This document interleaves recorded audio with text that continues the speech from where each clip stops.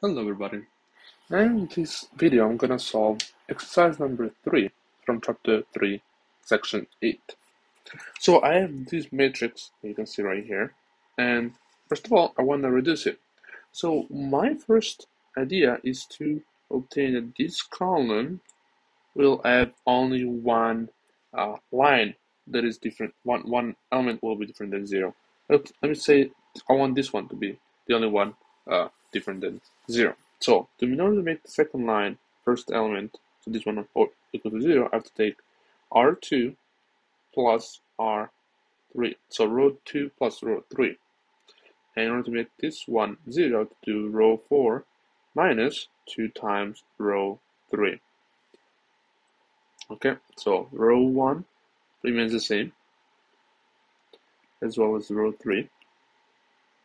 So that row 2 changes, it becomes 0, 5, 5, and then row 4 becomes 0, 25, negative 25, sorry. Oh no, sorry, no. Uh, 0, you said, negative 15, and negative 1. Yeah, looks correct. Okay, so as you can see already, I want to make another column with all equals to 0 as much as I can. So let's say the second column, and the only one that I'm going to leave to be equal to 0 will be this element right here. It has to be different than the same.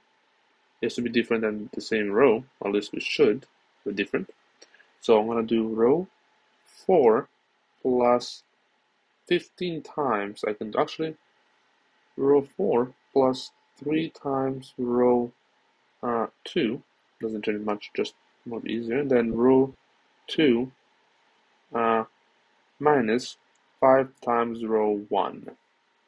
You'll see. So it becomes 0, 1, 1, 0, 0, 0, 1, 0, 2, then 0, 0, and 14. Okay. So I can take the last line and divide it by 14. So I'm going to do 1/14 of row 4. So I'm just gonna, instead of rewriting the whole thing, I'm just gonna write down this line. So divided by 14 divided by 14 is gonna be equals to 1.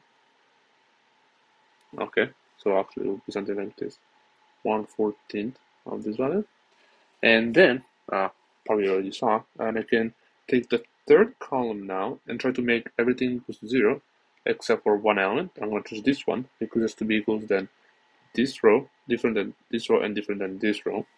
So I want to cancel out this value over here, this 2, and this value over here. And basically I can do row 1 minus row 4, and then row 3 minus 2 times row 4. So I get 0, 1, 0, 0, 0, 0, 1, 0, 0, 0, 0, 1. And as you can see, I get 3 vectors. The first one 0, 1, 0. The second one will be 0, 0, 0, so I'm just going to avoid writing it. And then 1, 0, 0, and then 0, 0, 1. So if I write it as a linear combination, I'm going to have to add these 3 vectors. I'm going to have 0, 1, 0, plus 1, 0, 0, and then plus 0, 0, 1, which is going to be equals to 1, 1, 1, or better, I hat plus j hat plus k hat. It will be 1 I hat, 1 plus 1 j hat plus 1 k hat, but of course it's 1, so I can just go writing it. And this is my final solution. It's pretty easy actually.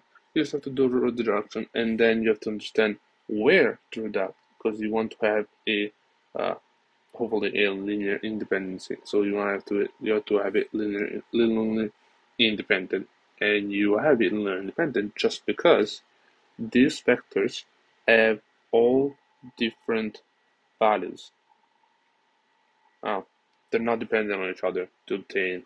For example, if I want to make a vector, let's say random numbers, 15, 7, 3, then I can just take the first, add them together, and if I, for example, say that it's equals to 15 times the first, actually, no, sorry, 7 times the first vector, then the second vector is not dependent on this, so it's going to be linear independent.